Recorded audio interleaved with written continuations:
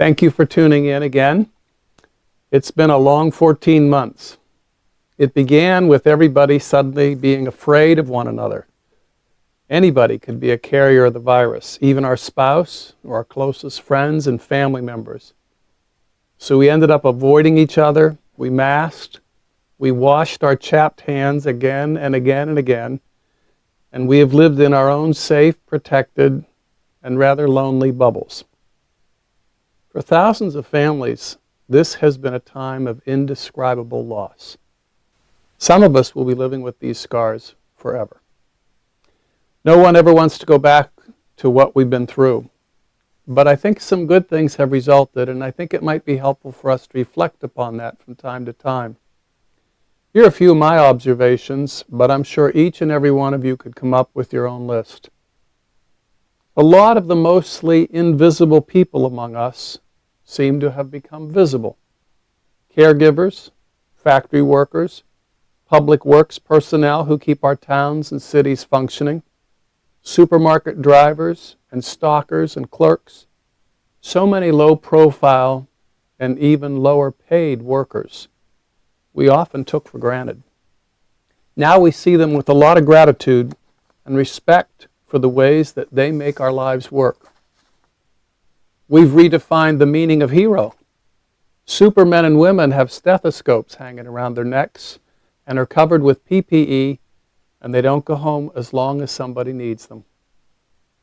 We have a new appreciation for our work and the opportunity to work.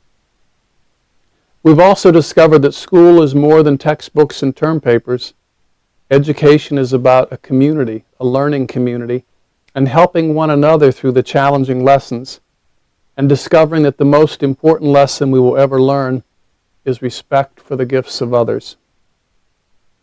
Most of us will probably say that Zoom is okay as far as it goes. It's better than a phone call. But a virtual classroom or Mass just can't replace face-to-face learning, creating, engagement, and prayer.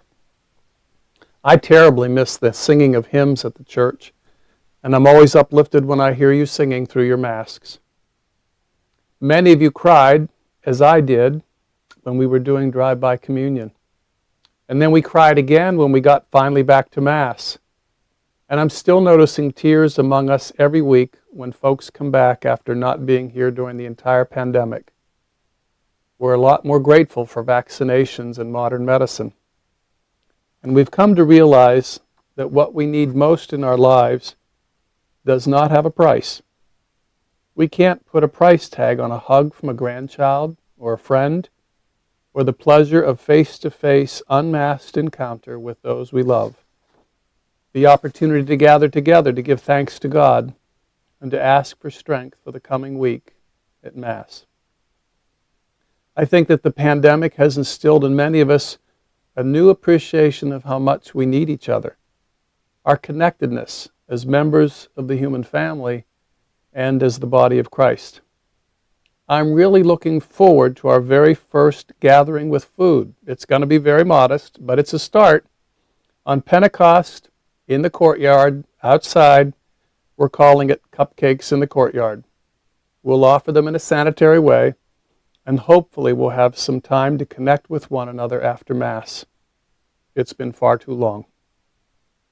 In our simplest acts of kindness and most ordinary offerings of help and support, may we realize with a new spirit of gratitude that we are part of one another, that each one of us matters to all of us, and that in our love and respect for one another, we realize the very presence of God in our midst. Thank you for listening.